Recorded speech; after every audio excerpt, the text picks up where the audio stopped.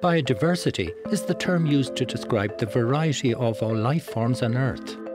This includes plants, animals, and all the world's habitats. It's the whole fabric of life, and it includes us. We're part of this web of life, and whether we realise it or not, we rely on it for our survival. We're currently living through the greatest mass extinction event in 65 million years. Species are now disappearing faster than 1,000 times the natural background rate. Economists and ecologists are now beginning to work together to try and put an economic value on the free goods and services that natural ecosystems provide us with. The most important of these are fresh water and fertile soil, but they also include photosynthesis, carbon storage, medicine, pollination of crops by bees, protection against erosion and flooding, and the world's biggest service industry, outdoor recreation and tourism. In Ireland, we also depend upon biodiversity for fresh air, clean water, soil fertility and healthy food.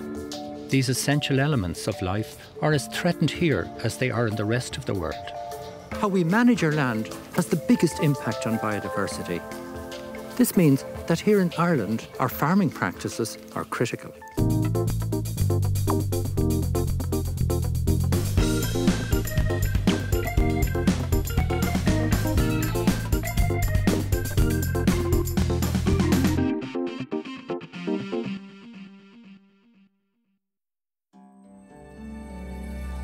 Farming practices have actually shaped our landscape, and it's farming that may hold the key to a healthy biodiversity. In the Burren in County Clare, farming to conserve its rich biodiversity has become a viable business practice for an increasing number of farmers. Congela Maguire is the Heritage Officer for County Clare. Congela, how important is biodiversity for County Clare? It's our greatest natural resource. It's the basis of our landscape. We have beautiful landscape here in Clare. It's the basis of our tourism. Every year, Clare County Council have a programme of habitat mapping. So we do very detailed habitat mapping of the greater countryside. So we understand where the important ecological features are in any individual farm. So how do you get this information out to the general public in County Clare? We're involved in training initiatives with farmers and with community groups. And we also are fortunate enough to be able to produce publications for landowners and farmers as well.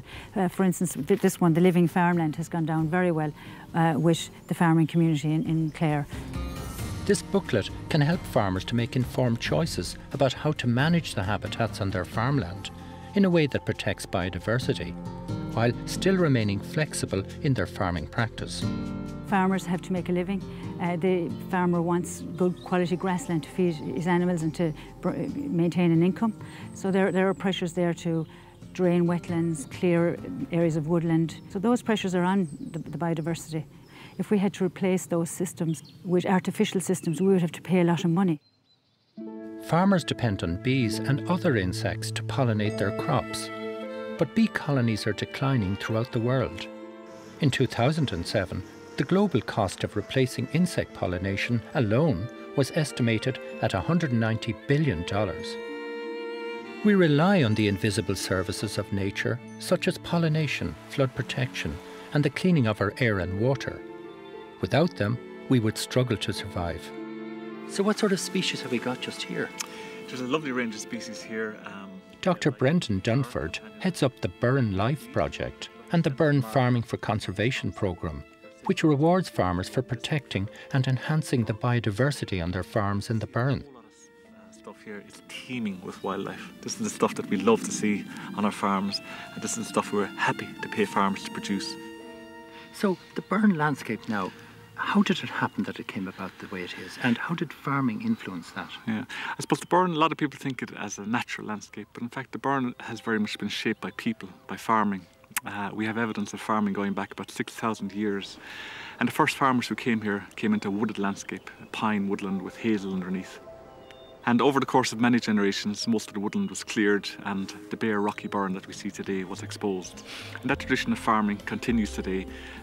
Most of the farms here today keep cattle, some sheep, some goats as well. How did the Burren Life project influence farming practice? So the Burren Life project started off on 20 farms here in the Burren, working with those farmers, asking them, well, how would you better manage this farm to produce more biodiversity and look after the landscape? Those farmers came back with some really good ideas. Then we tested those ideas on those 20 farms, looked at how it worked out for biodiversity, for the farmers' income, for the animal health, and kept adapting over time until we came up with a system, a blueprint for farming in the Burren, which produces good food, but also produces a really healthy environment.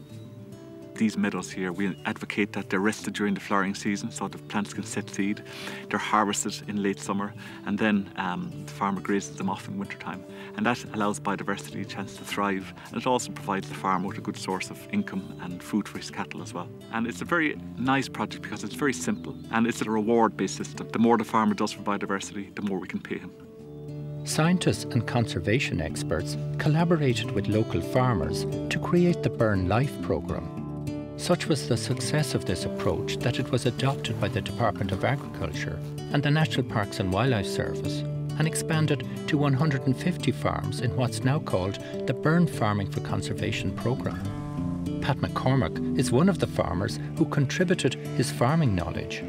He farms organically with an eye on protecting biodiversity, and he has conserved an important archaeological site on his land. So how's the Burren Farm Conservation Project working out for you? Yes, that's a wonderful scheme because it's paying farmers on performance, and performance is to what they're doing in the landscape. You can see an area here, this fort, Cahermore.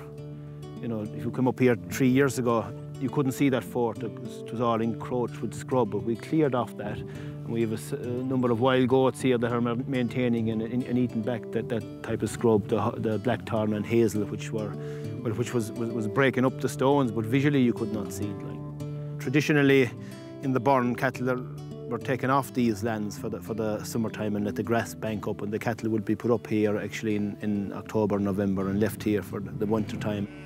The Burren Farming for Conservation programme offers a new template to the whole country for finding solutions to problems in farming based on local expertise, and for financially rewarding farmers for working in harmony with nature. I think it's such an important, wonderful, dramatic landscape for the sake of future generations. In other words, to hand back what we received the way we got it.